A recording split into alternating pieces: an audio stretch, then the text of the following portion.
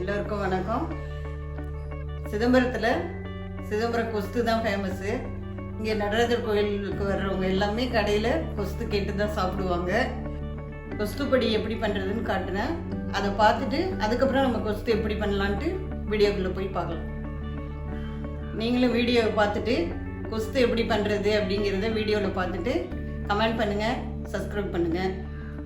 இது எங்கள் அம்மா எனக்கு சொல்லி கொடுத்தாங்க. இதை நாங்கள் வழி வழியாக செஞ்சிட்ருக்கோம். அதனால் நீங்களும் செஞ்சு பார்த்து என்ன கமெண்ட்டுன்னு கொடுங்க. அடுப்பில் வானல் ஊற்றி ஒரு ஸ்பூன் எண்ணெய் ஊற்றி கடலைப்பருப்பு கொஞ்சம் வறுத்து எடுத்துக்கணும். இது கடலைப்பருப்பு சேர்ந்தப்புறம் அதை அள்ளி தனியாக வச்சுக்கோங்க.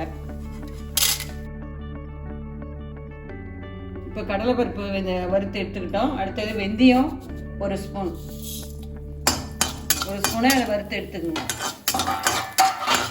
நல்லா பொரிஞ்ச பிறகு அதையும் எடுத்து அதை கூட தட்டில் வச்சுக்கோங்க.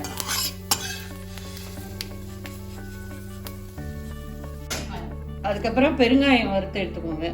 பெருங்காயம் ஒரு 25 கிராம் வச்சுருக்கேன்.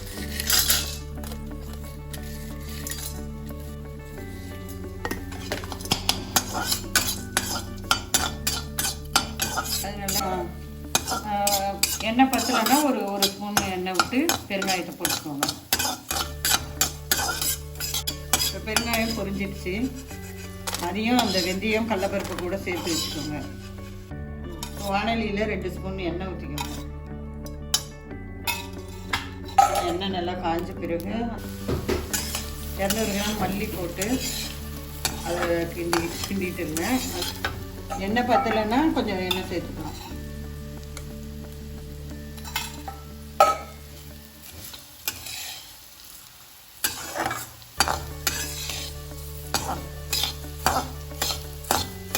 இதுக்கப்புறம் ஒரு 100 மிளகாய், அதாவது மல்லி 200னா 100 மிளகாய், அதையும் அது கூடயே சேர்த்துக்கோங்க.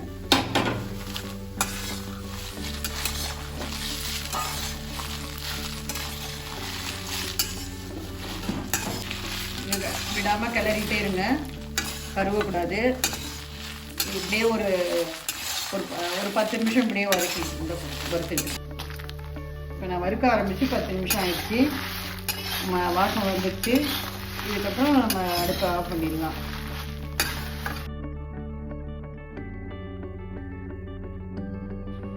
ஆறினதுக்கப்புறம் மிக்ஸி ஜாரில் போட்டு நம்ம பவுடர் பண்ண போகிறோம்.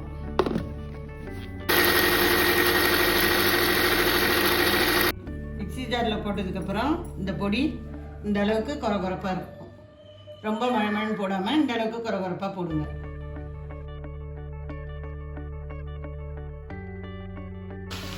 அடுப்பில் வானலி வச்சுட்டு எண்ணெய் ஊற்றி கத்திரிக்காயை பொடியாக அரிஞ்சு, நல்லெண்ணெய் ஊற்றிக்கிங்க, பொடியாக அரிஞ்சு அதை வதக்கணும்.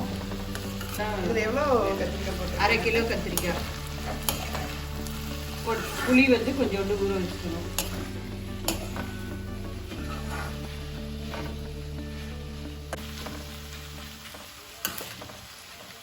உங்களுக்கு கத்திரிக்காய் சீக்கிரம் வேகணும் அப்படின்னா கொஞ்சோண்டு சுடு தண்ணி கொஞ்சம் ஊற்றி அதை நல்லா வேக விட்டு அப்புறம் கடைய வேண்டியதுதான்.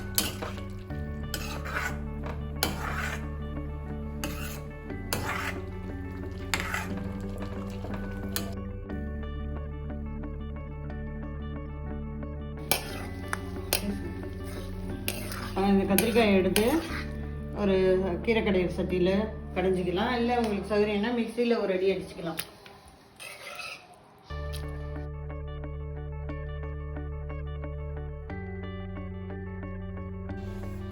இந்த கத்திரிக்காயை கடைஞ்சதுக்கப்புறம் கொஸ்து பொடியை ஒரு 3 ஸ்பூன் போடலாம். போட்டுட்டு புளி கொஞ்சோண்டு ஒரு 2 கொட்டை புளி அளவு, ஒரு சின்ன நெல்லிக்காய் அளவு அந்த புளியை அதில் ஊற்றிக்கணும்.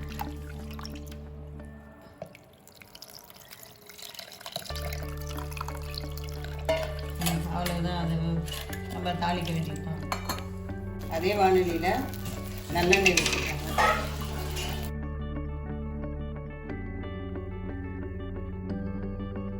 இந்த எண்ணெய் காய்ஞ்ச பிறகு மிளகு போட்டுக்கணும். நல்லெண்ணெய் ஊற்றி காஞ்ச பிறகு மிளகு போட்டுட்டு மிளகு வெடிச்சதும் கடுகு போடணும்.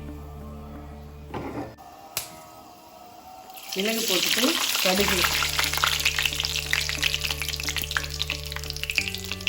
கடுகு வெடிச்சதும் உளுத்தம்பருப்பு போடணும்.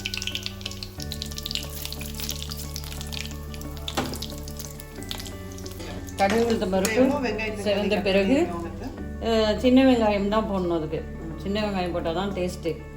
அதனால் சின்ன வெங்காயம் ஒரு 200 கிராம் சின்ன வெங்காயம், ஒரு தக்காளி, கருவேப்பிலை அதை அதில் போட்டு வதக்கணும்.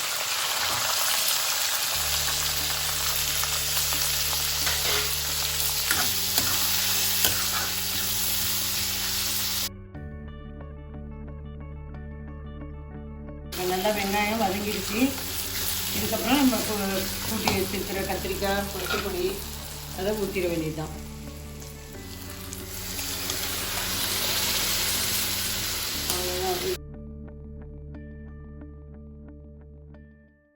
இது நல்லா கொதிக்கணும். கொதிச்சதுக்கு பிறகு ஒரு 2 கரண்டி நல்லெண்ணெய் சேர்க்கறோம்னா சேர்த்துக்கலாம்.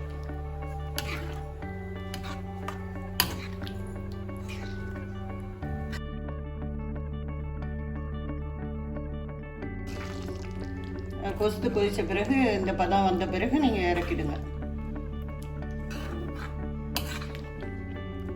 அவ்வளோ கொஸ்து ரெடி.